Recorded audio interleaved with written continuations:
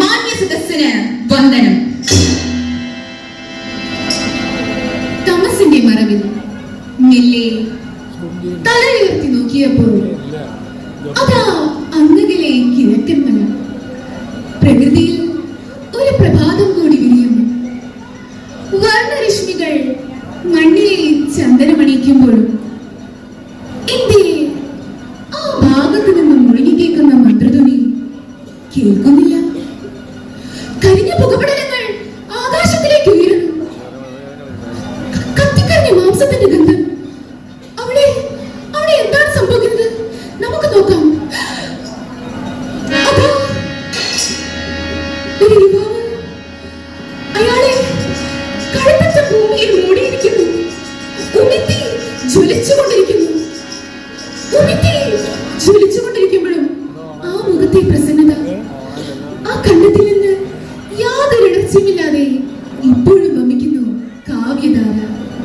അശ്വേത്യ കുബേരുനാമ.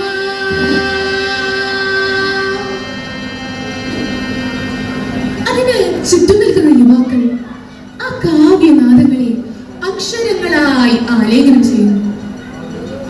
അവരുടെ കണ്ണുനീർ തുള്ളികൾ വീണ് ആ കാവ്യ ഓലകൾ നനഞ്ഞു കുതിരുന്നു.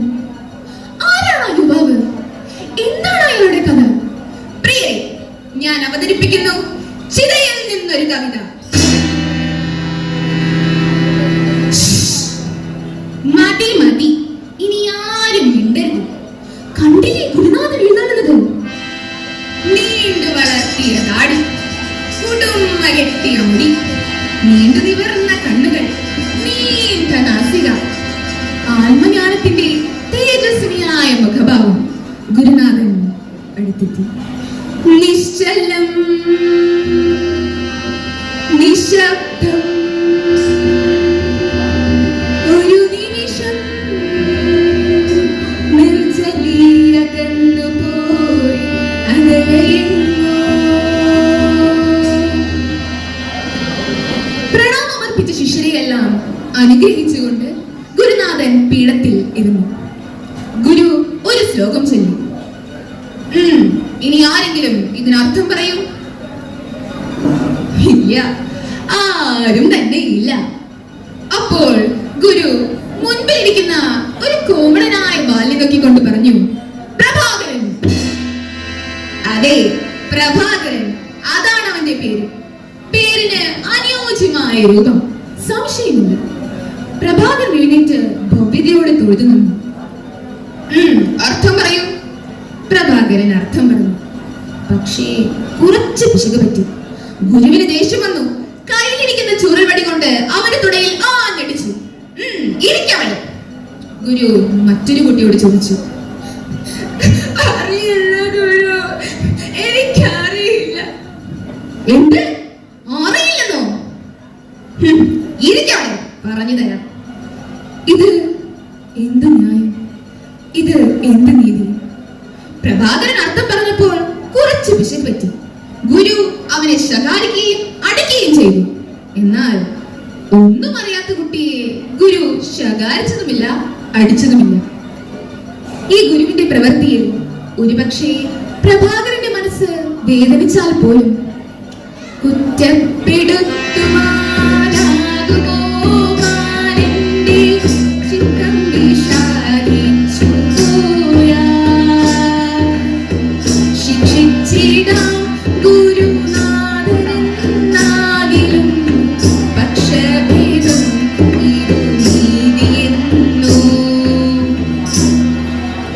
ഇത് ഒരു ദിനമല്ല, പല ദിനങ്ങളായി ആവർത്തിക്കപ്പെട്ടു. പ്രത്യേകിച്ച് സഹപാഠികളുടെ മുമ്പിലുള്ള ഗുരുവിന്റെ അവഹേളനം അവന് സഹിക്കുന്നതിനും അപ്പുറമായിരുന്നു. എങ്കിലും എല്ലാം ഉള്ളിലൊതുക്കി അവൻ ദിവസങ്ങൾ തള്ളി നീക്കി. അതാ നോക്കൂ, പ്രഭാകരൻ വളർന്ന് ഒരു യുവാവായി മാറിയിരിക്കുന്നു. ഒരു ദിവസം അവൻ പഠിച്ചുകൊണ്ടിരിക്കുമ്പോൾ അവനൊരു സംശയം. അവൻ ചോദിച്ചു, ഗുരുദേവ, എനിക്കൊരു സംശയം. പറയൂ. അവൻ അവന്റെ സംശയം പറഞ്ഞു. ഇനിയും നിനക്കിത് അറിയാറായില്ലേ? കയ്യിലിരിക്കുന്ന ചൂരൽവടി കൊണ്ട് അവന്റെ തുടയില്ല ഞാൻ അടിച്ചു. വേദന സഹിക്കാൻ വയ്യാതെ പ്രഭാകരൻ ഓടി ഒളിച്ചു. എന്റെ ഗുരു ഇത്രയും നീചനും ഈ വിധം ശിക്ഷിക്കാൻ ഞാൻ എന്ത് തെറ്റ് ചെയ്തു? അവന്റെ ഉള്ളിൽ ആ ചിന്ത നീറി നീറി പകയായി മാറി. ആ പക അവനെ അന്ധനാക്കി മാറ്റി. ഇന്ന് ഞാൻ ഗുരുവിന്റെ കഥ കഴിക്കും. അങ്ങനെ ചിന്തിച്ച് നേരം സന്ധ്യയായി. സിന്ധു വൈരഭി പാടി ബിന്ദുനം സായം സന്ധ്യ വിദ്യാനി സിംഗങ്ങളെ സിന്ധുലമണിച്ചു താളവിത്തോളം തെല്ലും മാമുനി പുളിനത്തിൽ യാഗത്തിനായി ഗുരു നാഥനുണയുന്നു. പദ്ധതികളെല്ലാം വിഭാവനം ചെയ്തു. ഒരു വലിയ പാർക്കല്ലുമായി അവൻ ഗുരു ഉറങ്ങുന്ന കട്ടിലിന്റെ മുകളിലുള്ള തട്ടിൽ കയറി ഇരിപ്പായി.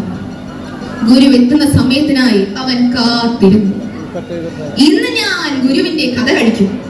അങ്ങനെ ചിന്തിച്ചിരിക്കുമ്പോൾ പെട്ടെന്ന് ഗുരുപത്നിയുടെ വാക്കുകൾ അവന്റെ ശ്രദ്ധയിൽപ്പെട്ടു. എന്താണെന്ന് ഇന്ന് അത്താഴം കഴിക്കാത്തത്? നമുക്ക് വിഷമില്ല. നാം ഇന്ന് പ്രഭാകരനെ കണക്കിലേറെ തല്ലി.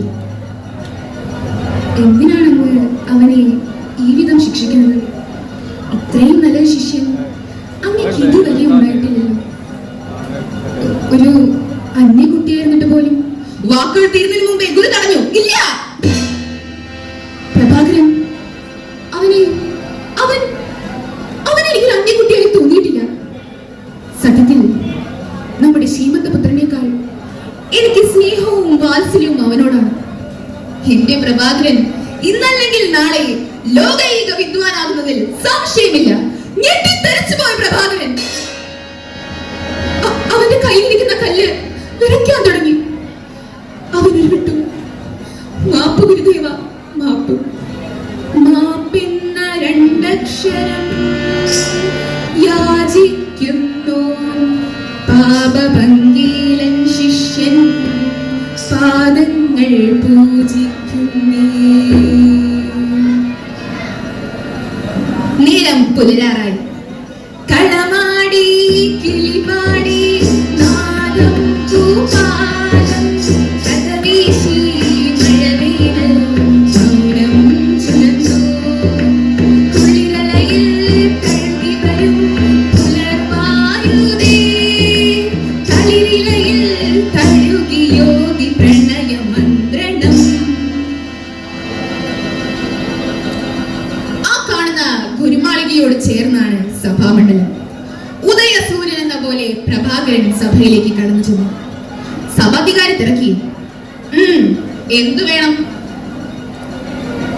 ഒരു ശിഷ്യൻ ആത്മാർത്ഥമായി സ്നേഹിച്ചൊരു ഗുരുവിനെ വധിക്കാൻ ശ്രമിച്ചാൽ അവന് എന്ത് ശിക്ഷയാണ് നൽകേണ്ടത്? അവൻ ഉമിത്തിയിൽ നീറി നീറി മരിക്കണം.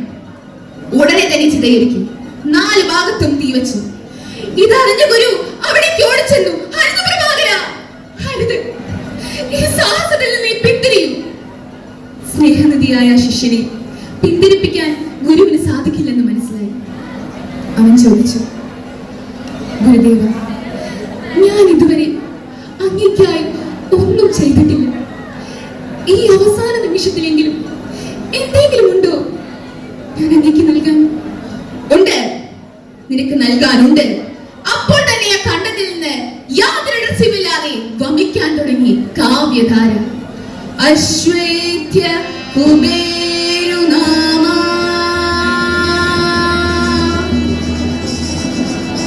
കണ്ടത്തിലേക്ക് തീ ആളി പടരുമ്പോഴും യാതൊരു രഹസ്യമില്ലാതെ ഇപ്പോഴും വമിക്കുന്നു കാവ്യധാര. അശ്വപ്രിയേ പൊങ്കണായ നമഃ. ആ കണ്ടത്തിലേക്ക് തീയാളിപ്പടം. ഇവിടെ ഒരു കവിയുടെ നാദവും താളവും നിലച്ചു. സ്നേഹമുള്ളവരെ, ഇത് ഒരു കഥ മാത്രമല്ല. കാലം തൂലികയിൽ ഇതിഹാസങ്ങൾ രചിച്ചതുമല്ല. കഥ ഒരു കാവ്യത്തിൽ കവിവരൻ അർപ്പിച്ച കഥനത്തിൽ ചാലിച്ച ഗുരുഭക്തി തൻ കഥ. ഗുരുശിഷ്യ ബന്ധത്തിന്റെ പവിത്രത അനുസ്മരിപ്പിക്കുന്ന ഈ കഥ നമ്മുടെ എല്ലാവരുടെയും ഹൃദയത്തെ ജ്വലിപ്പിച്ചു എന്ന പ്രതീക്ഷയോടെ നിർത്തുന്നു.